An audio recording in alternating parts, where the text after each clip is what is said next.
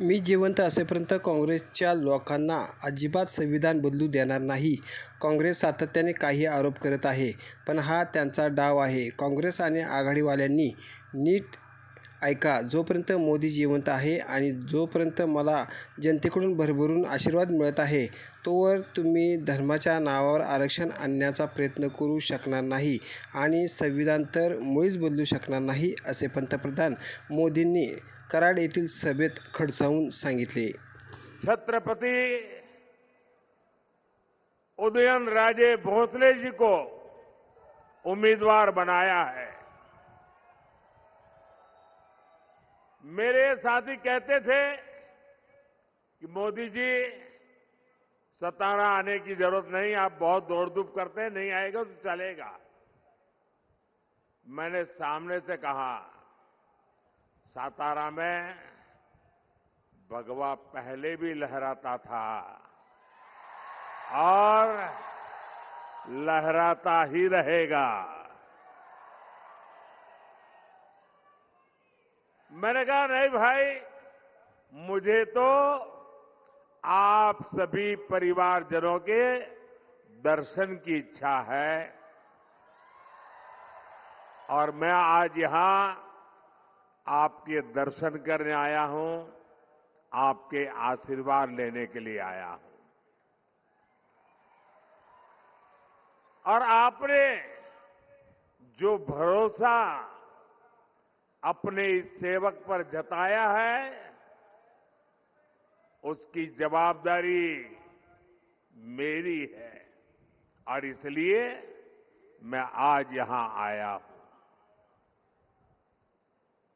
और ये जो मैं जोश उत्साह देख रहा हूं, इतनी बड़ी तादाद में माताएं बहनें आई हैं,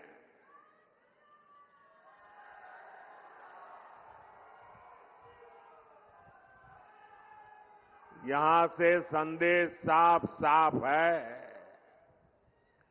और इस जोश उत्साह उमंग, ये साफ मतलब है फिर एक बार, फिर एक बार, फिर एक बार। साथियों, ये मेरा सौभाग्य है, कुछ बातें याद आ जाती है जब यहां आता हूं तो 2013 में जब भारतीय जनता पार्टी ने मुझे प्रधानमंत्री पद के उम्मीदवार के लिए घोषित किया, तब तो चुनाव घोषित नहीं हुए थे, लेकिन जब मुझे घोषित गया तो मैं रायगढ़ के किले पर चला गया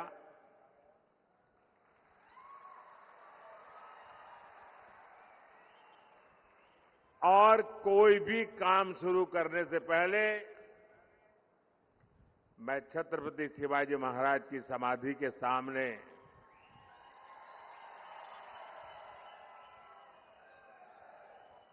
ध्यानस्थ होकर उस पवित्र भूमि पर बैठा था और उस समय छत्रपति शिवाजी महाराज की उस समाधि स्थल से मुझे जो प्रेरणा मिली, जो ऊर्जा मिली, उस पवित्र माटी ने मुझे जो आशीर्वाद दिए, उसी की बदौलत मैं पिछले 10 साल उन्हीं आदर्शों विचारों को जीने का प्रयास करता हूं आपके लिए। कुछ न कुछ करने का प्रयास करता हूं। साथियों, सातारा ने छत्रपति शिवाजी महाराज के सुशासन को देखा है। सातारा की ये भूमि शौर्य की भूमि है। आज मिलिट्री अपशिंगे गांव हो या सातारा का कोई भी सैनिक परिवार हो, आत्मनिर्भर होती भारत की सेनाओं को देखकर वो सबसे ज्यादा खुश है। आज हमारी सेना के पास एक से बढ़कर एक मेड इन इंडिया हथियार है। अब आप ही बताइए भाइयों बहनों, ऐसे काम करके मोदी ने जिनकी दुकानें बंद कर दी, वो खुश होंगे क्या? वो खुश होंगे क्या? हथियारों के जिन दलालों को कांग्रेस की सरकार बहुत अच्छी लगती थी, वो कभी भी मोदी की वाहवाही करेंगे क्या? साथियों, मोदी ने सैनिक परिवारों को एक और guarantee one rank one pension की दी थी और मोदी ने ये गारंटी भी पूरी करके दिखाई। कोई कैसे भूल सकता है कि कांग्रेस ने 40 साल तक सैनिक परिवारों को one rank one pension OROP उससे वंचित रखा।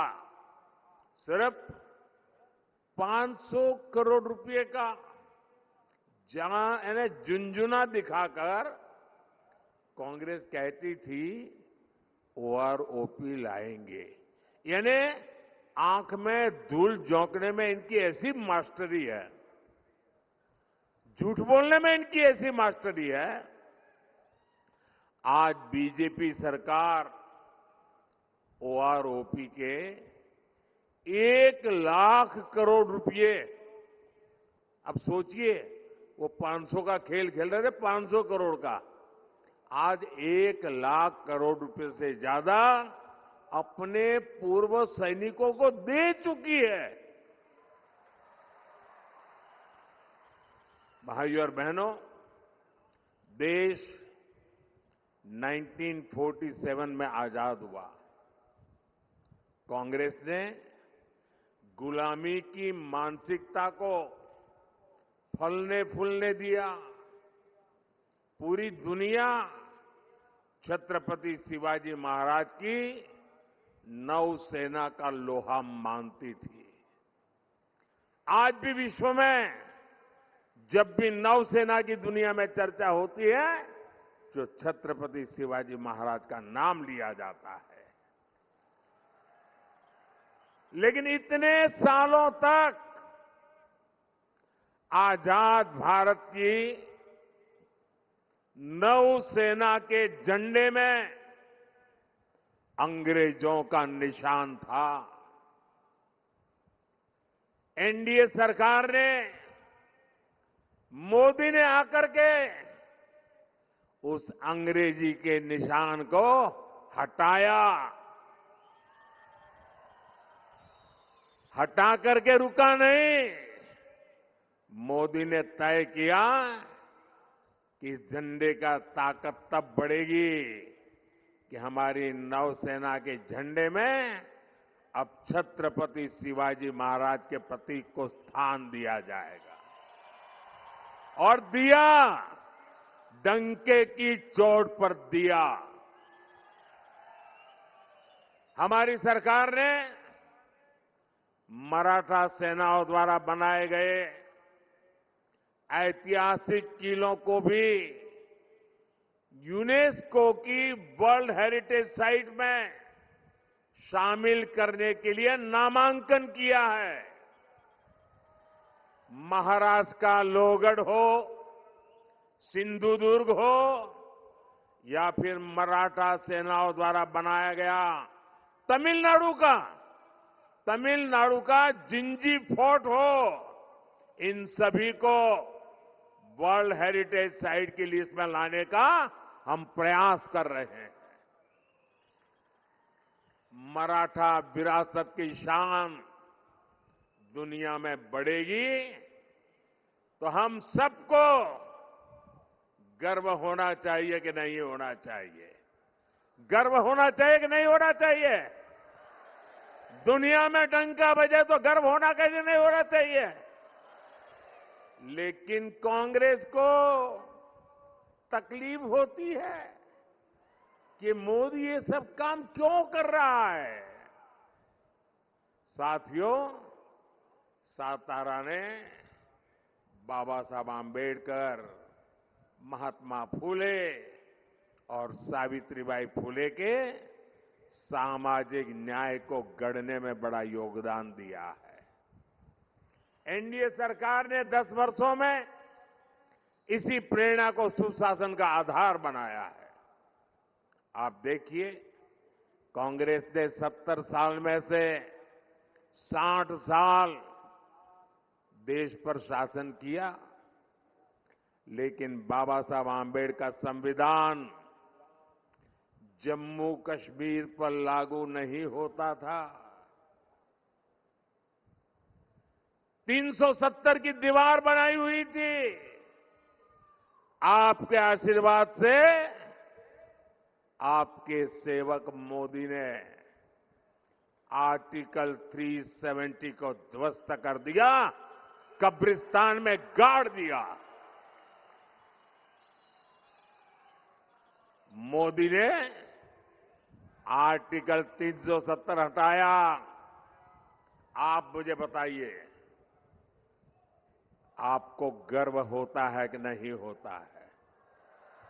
आपको गर्व होता है कि नहीं होता है? 370 हटा करके देश की शान बढ़ी कि नहीं बढ़ी? देश की एकता को ताकत मिली कि नहीं मिली? ये गारंटी मोदी ने आपको दी थी और मोदी ने वो गारंटी पूरी कर दी। अब जम्मू कश्मीर में मैं जरा जो लोग आरक्षण के नाम पर झूठ बोल बोल करके हमारे देश के लोगों को गुमराह करने में लगे हैं, मैं जरा चुभने वाला एक सवाल उनको पूछना चाहता हूं। इतने आरक्षण के गीत गा रहे हो, क्या जम्मू कश्मीर में रहने वाले आदिवासी, जम्मू कश्मीर में रहने वाले दलित, क्या वो आरक्षण के हकदार थे कि नहीं थे?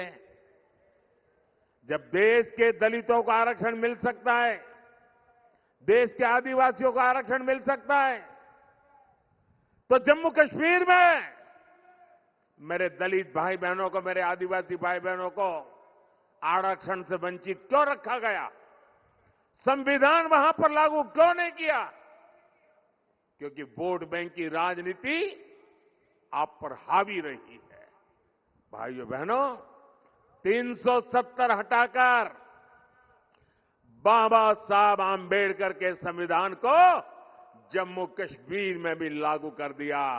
वहां मेरे दलित भाई बहनों को आरक्षण का अधिकार मिला, आदिवासी भाई बहनों को आरक्षण का अधिकार मिला, ओबीसी भाई बहनों को आरक्षण का अधिकार मिला। वो हक मिल रहा है जो हिंदुस्तान के हर महिलाओं को मिल रहा है, वो आज जम्मू कश्मीर में आजादी के इतने सालों के बाद मिल रहा है। भाइयों और बहनों, हमारी सरकार में ही मेरे देशवासियों को मुफ्त राशन, मुफ्त इलाज, पक्का घर, बिजली, पानी, अनगिनत सुविधाएं आखिरी व्यक्ति तक पहुंचाने के लिए मोदी ने अपना पल पल खपाया है। और ये लाभ पाने वालों में ज्यादातर कौन लोग हैं? कौन लोग थे जो इन चीजों से वंचित थे? इन सारे लाभ को पाने वाले सबसे ज्यादा मेरे दलित भाई बहन हैं, मेरे आदिवासी भाई बहन हैं, मेरे ओबीसी पिछड़े परिवार हैं। अब बीजेपी एनडीए की सरकार इन्हें प्राथमिकता देकर काम कर रही है। साथियों, हमारी सरकार ने ही आरक्षण जो पॉलिटिकल आरक्षण की व्यवस्था है, पहले जब अटल जी की सरकार थी तब उसका कार्यकाल बढ़ा दिया था, और जब मोदी को आपने अवसर दिया, मोदी ने फिर उस कार्यकाल को बढ़ा दिया। ये हमारा कमिटमेंट है। हमने ओबीसी कमीशन को संवैधानिक दर्जा दिया, लेकिन कांग्रेस के इरादे क्या है, ये हमने कर्नाटका में देखा है। क्या कर रहे हैं छत्रपति शिवाजी महाराज की धरती से मैं आपको जगाने आया हूं भाइयों। ये क्या खेल कर रहे, जरा चौंक जाएंगे आप सुन करके। भारत का संविधान धर्म के आधार पर आरक्षण की मनाही करता है। बाबा साहब आंबेडकर धर्म के आधार पर आरक्षण की मनाही करते हैं, लेकिन उन्होंने क्या किया, कर्नाटका में ओबीसी को जो आरक्षण मिला हुआ है 27%, उन्होंने रातों रात सभी मुसलमानों को ओबीसी घोषित कर दिया। एक फतवा निकाल दिया, कागज पे थप्पा मार दिया, और रातों रात ओबीसी के हक के जो 27% आरक्षण था उसमें से डाका डाला और अधिकतम उन्हीं को दे दिया। अब कांग्रेस संविधान बदलकर यही फॉर्मूला पूरे देश में लागू करना चाहती है, लेकिन कांग्रेस और इंडिया गाड़ी वाले कान खोल करके सुन लीजिए, जब तक मोदी जिंदा है,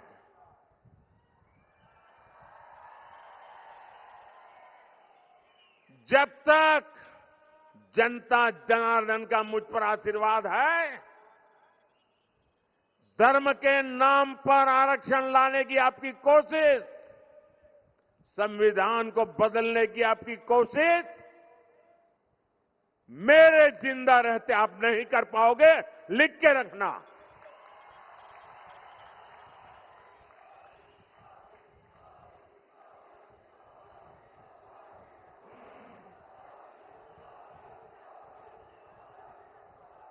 साथियों,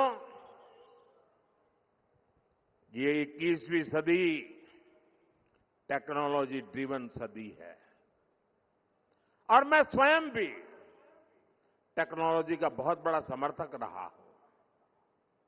मैंने सोशल मीडिया का उपयोग हमेशा जनता जनार्दन से जुड़ने के लिए किया है, आपकी इच्छाओं आकांक्षाओं को जानने के लिए किया है।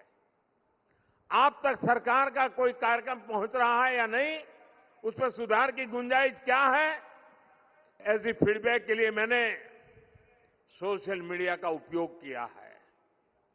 लेकिन ताजा घटनाएं परेशान करने वाली है। लोकतंत्र प्रेमी हर व्यक्ति को शर्मसार करने वाली है। जो लोग भाजपा से, एनडीए से मुद्दों के आधार पर, सच्चाई के आधार पर, अपने कार्य के आधार पर आमने सामने राजनीतिक लड़ाई नहीं लड़ पा रहे हैं, वो अब सोशल मीडिया पर फेक वीडियो फैला रहे हैं। हमारी पार्टी के अलग अलग नेताओं की आवाज में आर्टिफिशियल इंटेलिजेंस का उपयोग करके कभी मेरी आवाज, कभी हमारे अमित भाई की आवाज, कभी हमारे नड्डा जी की आवाज, कभी हमारे मुख्यमंत्रियों की आवाज, और जो कभी हमने सोचा भी ना हो ऐसे वाक्य हमारे मुंह में रख करके आग लगाने की कोशिश कर रहे हैं। ऐसी खबरों से, ऐसे वीडियो से समाज के अंदर तनाव पैदा करने का षड्यंत्र चल रहा है। देश में अगर शांतिपूर्ण चुनाव चलते रहे तो इनके इरादे कभी भी सफल नहीं हो सकते, और इसलिए आने वाले 1 महीने के अंदर अंदर देश में कोई बड़ी हरकतें करने का इनका इरादा है और मैं एक बड़ी गंभीरता से उन पर आरोप लगा रहा हूं। सामाजिक तनाव पैदा करके अनहोनी घटनाएं घटे, इसके खेल खेले जा रहे हैं। और इसलिए मैं छत्रपति शिवाजी महाराज की सातारा की पवित्र धरती से देशवासियों को कहना चाहता हूं, मीडिया के मेरे साथियों को कहना चाहता हूं कि लोकतंत्र की भलाई के लिए, देश में सुख शांति के लिए, देश की एकता के लिए कृपा करके जो भी फेक वीडियो निकलते हैं उनको हम एक्सपोज करें।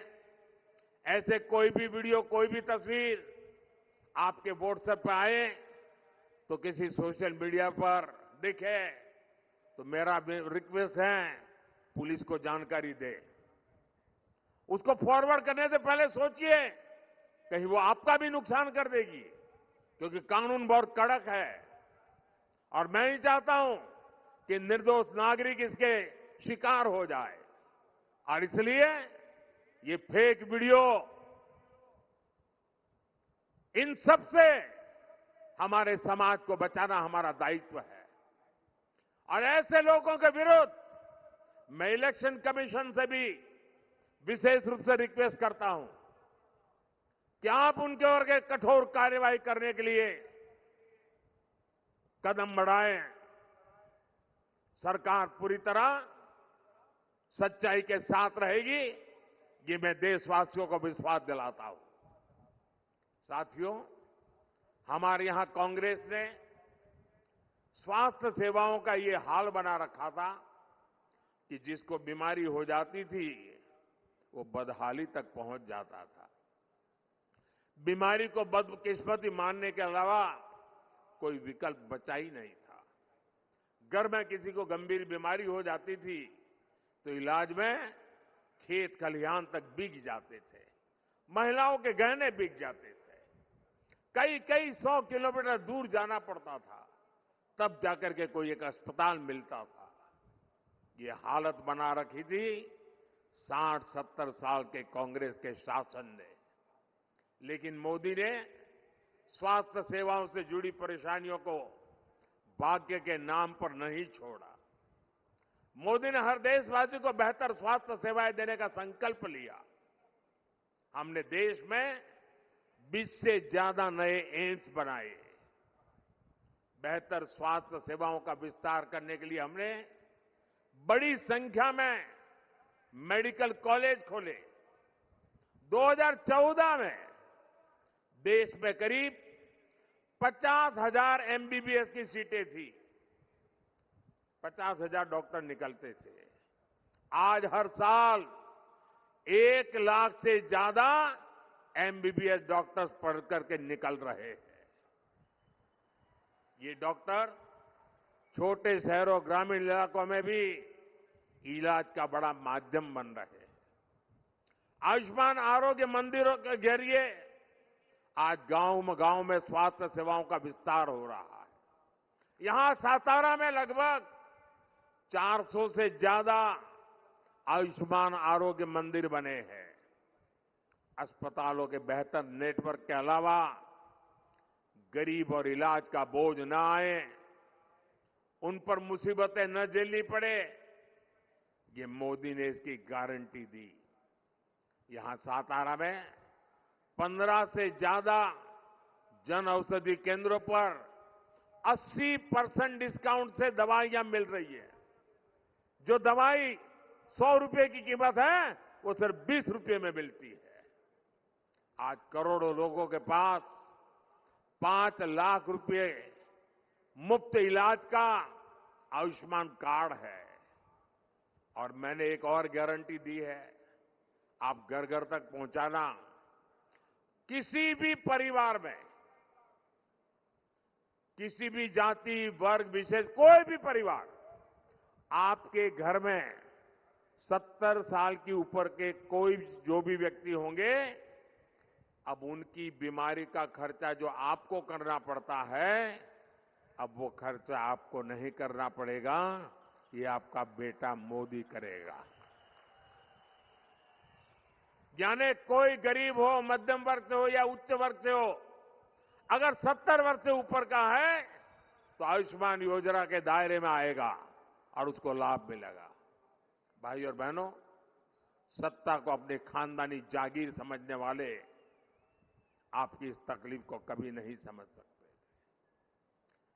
ये चिंता वही कर सकता है जो आपके बीच रहा हो, जिसने आपकी तकलीफों को देखा हो, जिसने आपकी तकलीफों को जिया हो। साथियों, कांग्रेस सरकार का रवैया गरीबों को लेकर क्या होता था, इसका अंदाजा आप उनकी नीतियों से लगा सकते हैं। आज हमारी सरकार 80 करोड़ जरूरतमंदों को हर महीने मुफ्त अनाज देती है और जब से कोरोना आया तब से चालू किया और आने वाले 5 साल की भी गारंटी दी है। एक भी नया पैसा लिए बिना मुफ्त अनाज देते हैं। लेकिन जब कांग्रेस की सरकार थी तब लाखों टन अनाज सरकार के गोदामों में सड़ता था, पानी में बिकता था और कांग्रेस सरकार उसे गरीबों को देने को तैयार नहीं थी, मना कर दिया था। इतना ही नहीं, सुप्रीम कोर्ट ने कहा था, सुप्रीम कोर्ट ने हस्तक्षेप किया था और सुप्रीम कोर्ट ने कहा था कि कांग्रेस सरकार अनाज गरीबों में बांटे। लेकिन तब कांग्रेस सरकार के प्रधानमंत्री डॉक्टर मनमोहन सिंह जी ने क्या कहा, आपको सुनकर के चौंक जाएंगे। उन्होंने कहा था कि सुप्रीम कोर्ट इस मामले में दखल न दे, यानी अनाज सड़ता है तो सड़े, गरीब भूख से मरता है तो मरे, लेकिन कांग्रेस सरकार गरीबों को अनाज देने को तैयार नहीं थी। ये कांग्रेस की असंवेदनशीलता थी। और इसलिए ही आज जब मैं 80 करोड़ जरूरतमंदों को मुफ्त राशन दे रहा हूं तो कांग्रेस को सबसे ज्यादा दिक्कत होती है।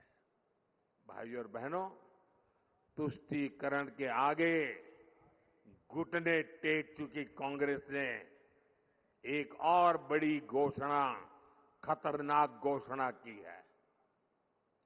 ये कांग्रेस कह रही है आपके खेत, आपके घर, आपके परिवार में माताओं बहनों के गहने, उनके मंगलसूत्र, कांग्रेस कहती है अब एक्सरे करेंगे, एक्सरे। आपके लॉकर में क्या पड़ा है, एक्सरे करके देखेंगे। आपके घर में क्या पड़ा है, एक्सरे करके देखेंगे। यानी घर घर छापा मारी करेंगे और आपकी संपत्ति जब्त करेगी। एक लिमिट से ऊपर आपके पास जो भी है उसको लूटने का कांग्रेस सरकार इरादा रखती है। और उनकी जो खासम खास वोट बैंक है ना, उनको मजबूत करने के लिए उनको बाढ़ देंगे। मैं जरा सातारा के भाई बहनों को पूछना चाहता हूं, क्या आप ऐसा होने देंगे? आप ऐसा होने देंगे? क्या आपको इस प्रकार की नीतियां मंजूर है? ऐसा सोचने वाले लोग देश की राज में होने चाहिए। मोदी का प्रयास है कि देश में हर बहन के नाम पर कोई न कोई प्रॉपर्टी हो, इसलिए घर बहनों के नाम पर दिए जा रहे हैं। जन जन खातों से करोड़ों बहनों को पहली बार बैंक खाते खुले। अब बीजेपी सरकार उसमें सीधा पैसा डालती है। मोदी अपनी बहनों को ड्रोन पायलट बनाने में जुटा है। मोदी ने 3 करोड़ बहनों को लखपति दीदी बनाने की गारंटी दी है। लेकिन कांग्रेस के शाहजादे की चली तो कांग्रेस माताओं बहनों की कमाई, उनके गहनों को भी नहीं छोड़ेगी। साथियों, मोदी का संकल्प हर बहन के घर तक और हर किसान के खेत तक पानी पहुंचाने का है। Laxman Rao Inamdar lift irrigation scheme हो, तराली प्रोजेक्ट हो, टेम्पू लिफ्ट इरिगेशन प्रोजेक्ट हो, वांग इरिगेशन प्रोजेक्ट हो, ऐसी हर सिंचाई परियोजना महायुति सरकार की प्राथमिकता को दिखाते हैं।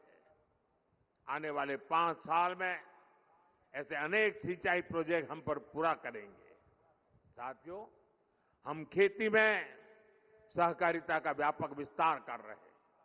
इसलिए पहली बार अलग सहकारिता मंत्रालय बनाया गया है। हमारी सरकार ने गन्ने के एफआरपी में रिकॉर्ड वृद्धि की, पहली बार शक्कर की एमएसपी तय की। हमारी सरकार इथेनॉल पर इतना जोर दे रही है, इसका सीधा लाभ गन्ना किसानों को हो रहा है। पीएम किसान सम्मान निधि के करीब 1500 करोड़ रुपए यहां सातारा जिले के मेरे किसान भाइयों के खाते में जमा हुए हैं। साथियों, बीजेपी अपनी विरासत को भी शान से आगे बढ़ाने में जुटी है। इसलिए जो हमारे किले हैं उनको भी सजाया संवारा जा रहा है। यहां कनेक्टिविटी पर बहुत काम हो रहा है। हम यहां जो हमारे आस्था के स्थान हैं, जो धरोहरें हैं, वहां आना जाना आसान बना रहे हैं। मेरा आपसे आग्रह है, 7 मई को हर बूथ पर कमल खिलाना चाहिए। भारी मतदान होना चाहिए। और आपको मैं गारंटी देता हूं, आपका सपना ये मेरा संकल्प है। और आपका सपना पूरा करने के लिए मेरा विजन भी है और जीवन भी उसी के लिए है। 24/7 फॉर 2047 इस मंत्र को लेकर के मैं काम कर रहा हूं। आप घर घर जाइए, मतदान के लिए लोगों को प्रेरित करिए, ज्यादा से ज्यादा पोलिंग बूथ पर ज्यादा से ज्यादा वोटिंग, पुराने सारे रिकॉर्ड तोड़ने के लिए गर्मी कितनी ही क्यों न हो, देश के लिए हम समय निकालें, मतदान अवश्य करें। क्या आप मतदान बढ़ाएंगे? घर घर जाएंगे? पोलिंग बूथ जीतेंगे? अच्छा, मेरा एक काम और करेंगे, मेरा एक पर्सनल काम करेंगे आप? जरा हाथ ऊपर करके बताएं तो मैं मानूं। करेंगे? करेंगे? अच्छा, घर घर जाइएगा और कहिएगा कि मोदी जी सातारा आए थे और परिवार के सबको नमस्कार कहा है। मेरा नमस्कार पहुंचा देंगे? हर परिवार में मेरा नमस्कार पहुंचा देंगे? बोलिए भारत माता की, भारत माता की, भारत माता की। बहुत बहुत धन्यवाद।